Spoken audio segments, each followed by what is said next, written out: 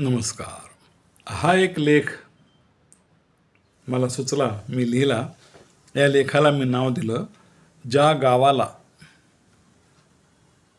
ज्या गावाला. तर बऱ्याच काळापासून हा संदेश चांगला प्रचलित झालेला आहे आणि सर्वांना माहीत आहे. तो संदेश असा की ज्या गावाला आपल्याला जायचे नाही त्या गावाचा रस्ता विचारायचाच कशाला. हाच तो प्रश्न किंवा संदेश म्हणा किंवा हेच ते वाक्य. या प्रश्नामध्ये आम्हाला एक छोटी गोष्ट खटकते. अहो, तुम्हाला तिकडे त्या गावाला जरी जायचे नसले तरी विचारायला काय हरकत आहे. समजा तुम्ही अहिल्यानगरला आहात, अहिल्यानगरला, आणि तिथून तुम्हाला मोटरसायकलवर नाशिकला जायचे आहे. तर तुम्ही संभाजीनगरला जाणारा रस्ता कोणता आहे हो, असाही प्रश्न कोणाला विचारू शकता. विचारू नये असं थोडंच आहे.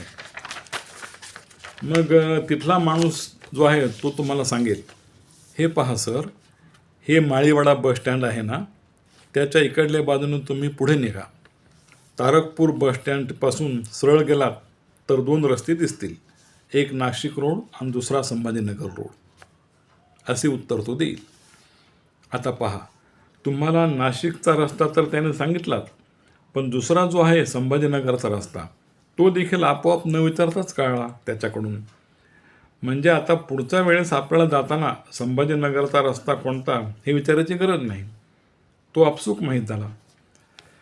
म्हणजे याचा अर्थ असा की आपल्याला काही प्रश्नांची उत्तरं आपण न विचारताच कळतात.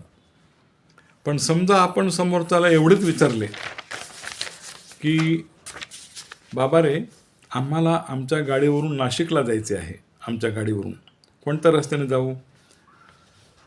तर आपला हा प्रश्न ऐकूनसुद्धा तो माणूस वरीलप्रमाणेच उत्तर देईल.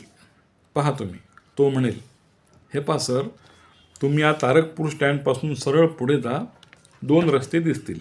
सरळ आहे तो संभाजीनगर आणि टर्न दिसतो तो नाशिक रोड. बस, पडली आपल्या ज्ञानात भर.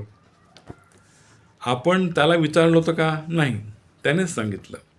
म्हणून ज्या गावाला जायचे नाही त्या गावाचा सुद्धा रस्ता विचारा, आपल्याला दोन्ही गावाचे रस्ते आपोआप कळतील. एवढं बोलून मी आता आमच्या बीडला जाणाऱ्या रस्त्याने निघतो.